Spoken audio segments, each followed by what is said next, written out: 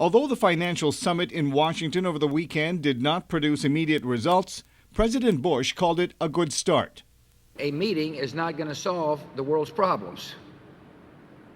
A meeting will help begin a process. But financial markets remained volatile on Monday.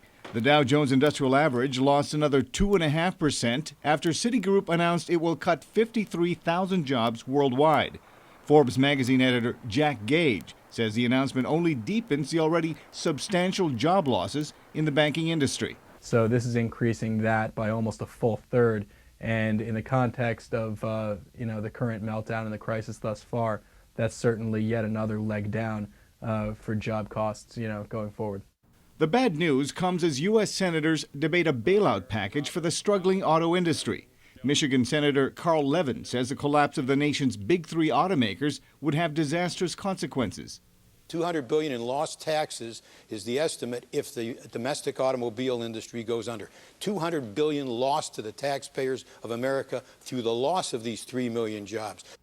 But the bill to give automakers a $25 billion loan faces opposition from many Republicans. Senator John Kyle says throwing more money will not solve the industry's problems.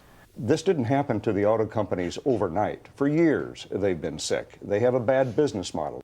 Some say bailouts provide only short-term relief.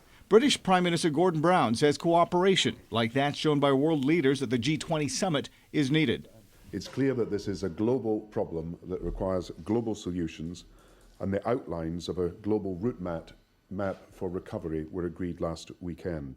Leaders of the 20 developing and industrialized economies agreed in Washington to cooperate to combat the global financial crisis, but offered no concrete measures. Economists say 15 European nations are already in recession, while the U.S. appears to be on the verge of one. On Monday, Japanese officials confirmed the world's second-largest economy had already slipped into recession, defined as 6 months of negative growth. Mil Arcega, VOA News.